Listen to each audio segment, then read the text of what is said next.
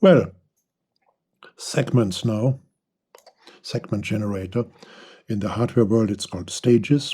Otherwise, it's identical, hardware and software version. We have 6 different segments, which can be grouped to one whole envelope generator or to 2 or 3 or 4 envelope generators. I will show you later. If we don't patch anything into the gate input, each of these 6 segments works independently from each other. So let me, for example, take segment number 2 and push the button here above and hold it for a while. Then you see we have an oscillator. This segment works as an oscillator, and the shape I can determine by the knob above. Now I have a square, I have kind of square, and then it goes to triangle, sine wave, and ramp at the end. The frequency is set by this slider here. I can go up to audio range. All right, but that's not. So we can see, we can look at it as containing 6 LFOs going up to audio rate and having all the basic wave shapes and let's say mergers of this wave shape. But let's at first use. Let me push the button again so that we have no blinking lights. Let's at first use the module as an envelope generator, and I use the manual trigger. I feed in the gate signal into the leftmost input jack, gate input jack, and let's have a look what happens when I push the button. Yeah, and so I have 1, 2, 3, 4, 5, 6 stages. Once again, let me wait. So, and the length of each stage is determined by these sliders here. Let me now trigger the thing automatically. No, the trigger frequency is nice, so we can see it. The shape of each stage is determined by the knobs above. Let me put them all to the right, no, to the left. The first 3 to the left and the others to the right. Oh, what's happened? To the right. Okay. Okay.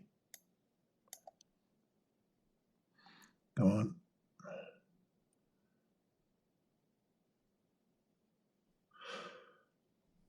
No, the frequency is not the best one. Let me do it manually again. Sorry.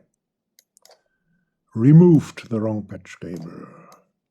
So, and fire. So this is one envelope. This is not 2 envelopes, it's one envelope. Yeah, it's going up. Let me fire up again. Once again. Yeah. With different shapes.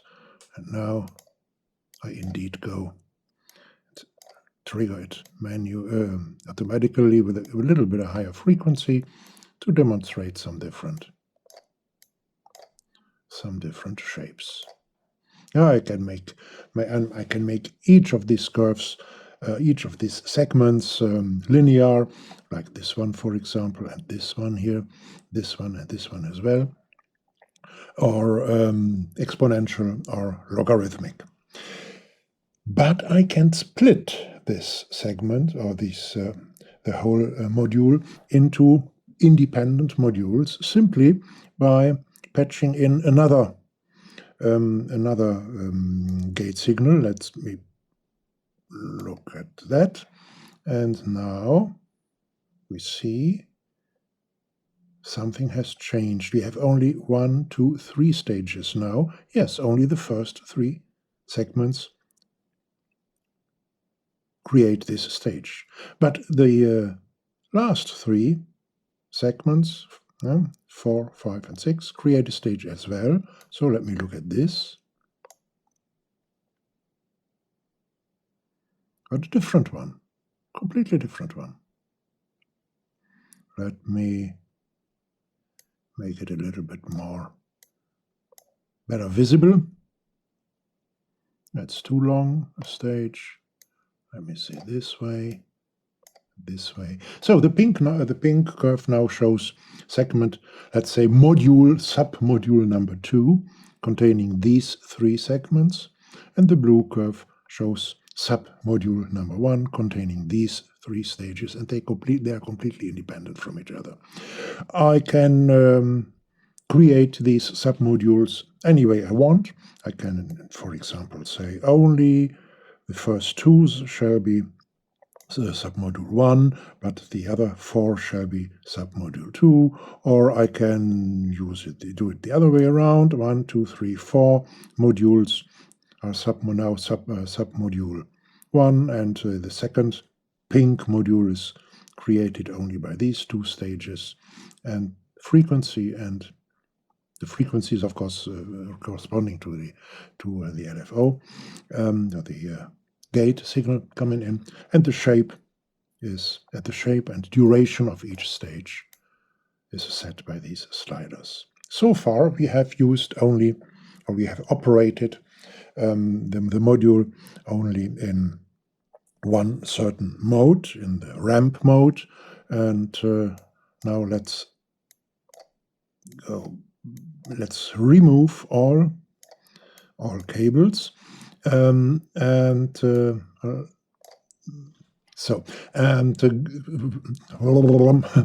change to loop mode. This is done by just holding the touching and touching is check.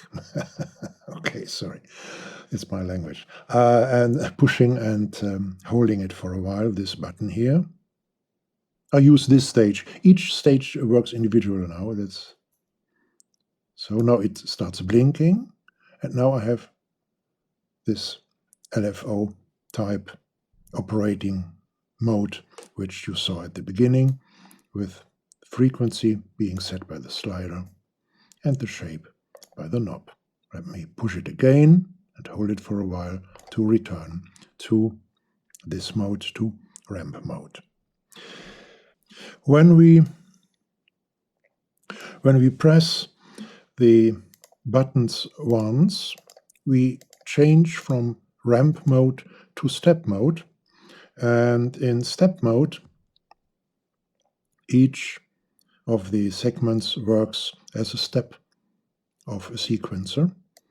Let me insert a gate, and now you see different steps. Let me reduce the sequencer speed a bit. So I set the level of each of these stages with the sliders. And the knobs, they don't have really a big influence. It's only when I change when I change the knobs here, I get a little bit rounder edges. It's like adding a little bit of slew to it. But normally we drive the whole thing in this mode with the knobs completely to the left, so that we have sharp edges. So I can use, why not try showing this. Let's use basil again, one of my favorites.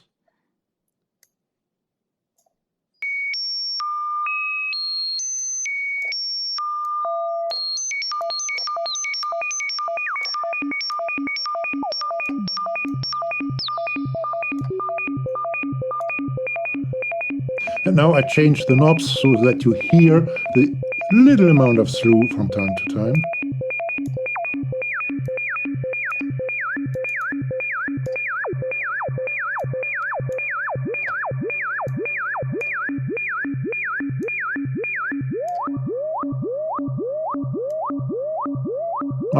It's more than a little amount, but okay.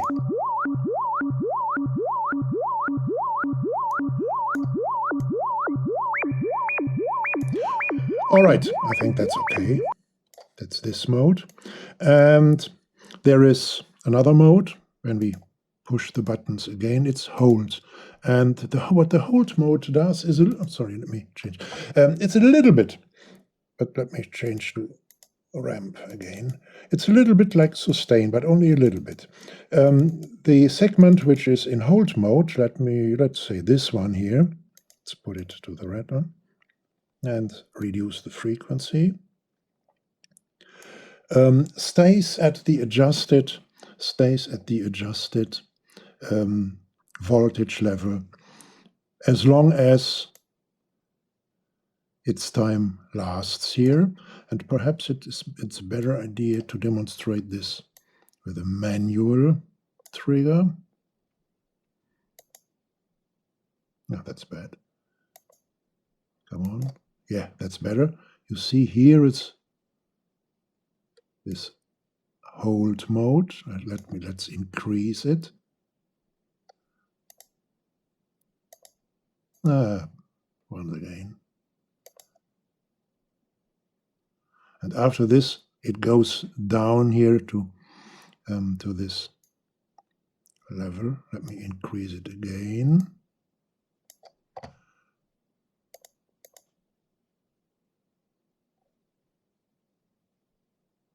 It's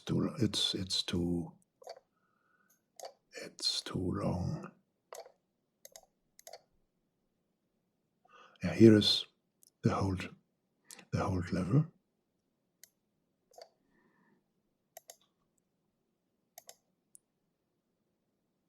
So now it's better.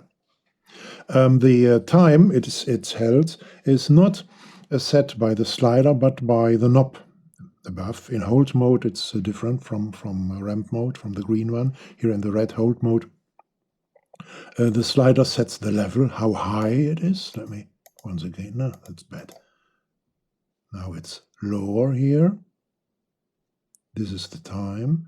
Now let me make it higher and shorter. Oh, it's shorter and higher.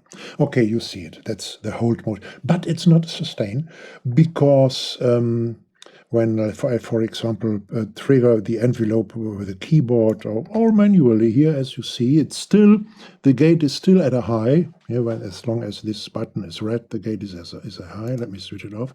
But the hold mode ends after the time set by this knob here. If I want to change to real sustain mode, I have to push the button again and hold it for a while until this red LED starts blinking, and then, as you see, the hold mode does not end until the gate goes low. Yeah, so this is the difference. Returning to normal hold mode is once again pushing the button. Yes, I think, no, I have not demonstrated the sample and hold mode. That's a nice thing, and I think I have made a preset for this. So let's open another one. Stages 2 is the name I'm missing. Yeah, stages 2. Here it is. Yeah, here it is.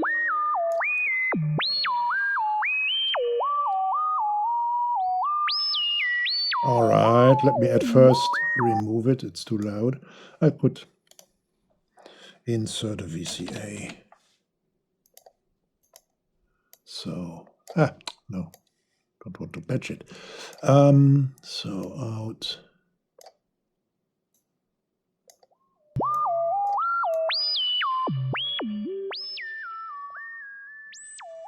Oh, that's okay. So, what's going on here? The noise, what is the sample source, is fed in these CV ins above, the first row of these 3 rows. They are called time and level. And the trigger goes where the trigger of this self-made sample and hold unit comes from an LFO here and goes to the gate input, and the output of the whole thing goes there where it shall modulate, showing the scope curve or modulating, for example, the pitch. So this segment now works as a sample and hold unit. When it needs to be in step mode, which is shown by the orange light here. So switching one segment I can do it with each segment here. I don't need to use the last one, but I can do it with each segment independently. So I can have even 6 different sample and hold units if I want it. So switching to step mode, the slider here sets the range. As now you see, I cross the border to inaudibility in the high ranges, setting the slider down. I get only lower random frequency CV levels leading to different frequencies. Now I get higher ones, and so on and so on. So with the slider, I set let's say the range of not the range of randomness, but the range of frequencies which can be randomly generated this way. I think that's everything to say, at least for the sake of in this book.